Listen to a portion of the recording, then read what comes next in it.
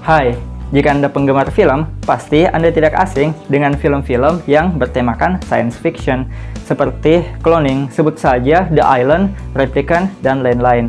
Teknologi cloning itu dianggap sebagai inovasi yang sangat hebat di bidang medis dan teknologi. Cloning ini telah diterapkan di dunia nyata. Salah satu tujuannya adalah untuk merekayasa genetik guna menghasilkan individu baru. Tapi teknologi cloning ini, khususnya cloning manusia, itu masih menjadi kontroversi karena cloning manusia masih mempunyai banyak kekurangan, dan sekarang kita akan membahas tentang keuntungan dan kekurangan dari mengkloning manusia ini. Makanya simak video ini sampai habis, oke?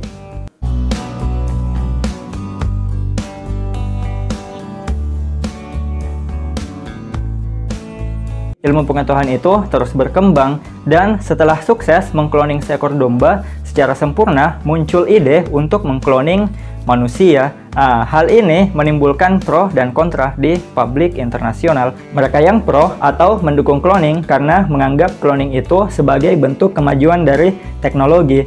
Sedangkan bagi mereka yang kontra, itu biasanya karena bertentangan dengan ajaran-ajaran atau nilai-nilai agama. Terlepas dari pro kontra yang muncul berkenaan dengan cloning manusia, ternyata ada keuntungan yang bisa diraih dari cloning manusia. Seperti yang pertama itu memperbaiki kerusakan gen dan organ tubuh. Saat ini, di dunia medis itu mengalami perkembangan teknologi yang semakin canggih. Hal ini memungkinkan untuk dilakukannya operasi bedah guna memperbaiki bahkan mengganti organ tubuh yang mengalami kerusakan. Hal ini bisa dilakukan dengan transplantasi organ, dan transplantasi organ ini bisa dilakukan pada organ-organ seperti ginjal, hati, kornea, bahkan jantung untuk memperbaiki atau mengganti organ tubuh yang mengalami kerusakan tersebut. Tentunya untuk mengganti organ ini perlu ketersediaan organ, dan selama ini pengganti organ tubuh sulit untuk didapatkan karena ternyata sangat sedikit orang yang ingin mendonorkan organ tubuh mereka. Atas kendala ini, cloning manusia bisa menjadi salah satu solusi untuk transplantasi organ tubuh. Tak hanya itu, cloning manusia juga bisa dapat digunakan untuk memperbaiki atau menumbuhkan sel-sel baru guna menggantikan sel-sel yang sudah rusak atau sudah hilang. Artinya, cloning pada manusia memungkinkan untuk mengobati penyakit dan kelainan genetik. Dan manfaat yang kedua adalah bisa mengobati infertilitas. Setiap pasangan tentu mendambakan hadirnya seorang buah hati yang meramaikan suasana dan mengisi hari-hari mereka. Namun sayangnya, tidak semua pasangan itu mampu mewujudkan impian tersebut karena mengalami infertilitas, baik pada salah satu pasangan ataupun kedua-duanya. Cloning manusia dapat menjadi solusi bagi pasangan yang mengalami infertilitas tersebut untuk tetap mempunyai keturunan. Sebagai obat fertilitas, cloning manusia dilakukan dengan menggunakan sel somatik dewasa yang ditanamkan ke dalam embrio sehingga dapat menciptakan kehidupan baru. Dengan begitu, pasangan yang mengalami infertilitas dapat berkesempatan untuk memiliki anak secara biologis meskipun sistem reproduksi yang dimilikinya itu bermasalah dan tidak mendukung kesuburan. Teknologi cloning ini memungkinkan setiap orang untuk menjadi orang tua, bahkan jika mereka pasif secara seksual. Dan manfaat yang ketiga adalah modifikasi genetik. Genetik orang tua sudah pasti akan menurun kepada anaknya, baik gen-gen pembentuk sifat baik ataupun gen-gen pembentuk sifat buruk. Setiap calon orang tua tentu hanya bisa berharap anaknya mewarisi gen-gen yang baik dari orang tuanya. Tidak ada orang tua yang ingin anaknya itu terlahir dalam kondisi memiliki cacat bawaan, dan semua orang tua itu pasti ingin anaknya lahir dengan kondisi normal, baik secara fisik maupun secara mental.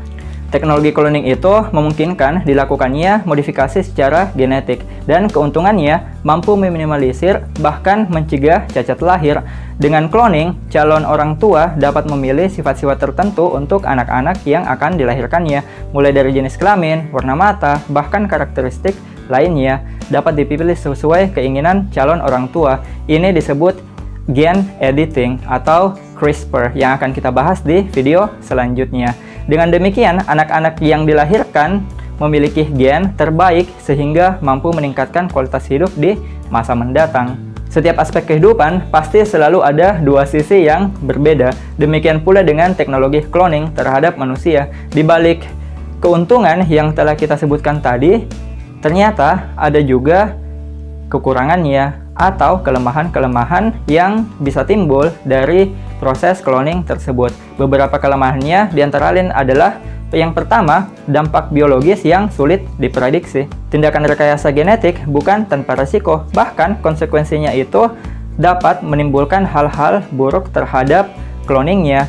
Dan individu-individu baru dari hasil cloning ini bisa saja tidak sempurna sehingga mengalami masalah kesehatan yang lebih parah dibanding dengan inangnya atau sel somatisnya.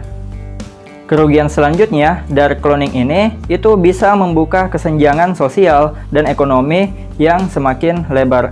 Teknologi cloning itu tidaklah murah. Untuk mengkloning seekor primata saja itu bisa menghabiskan dana sebesar 50.000 US dollar, belum termasuk biaya perawatannya.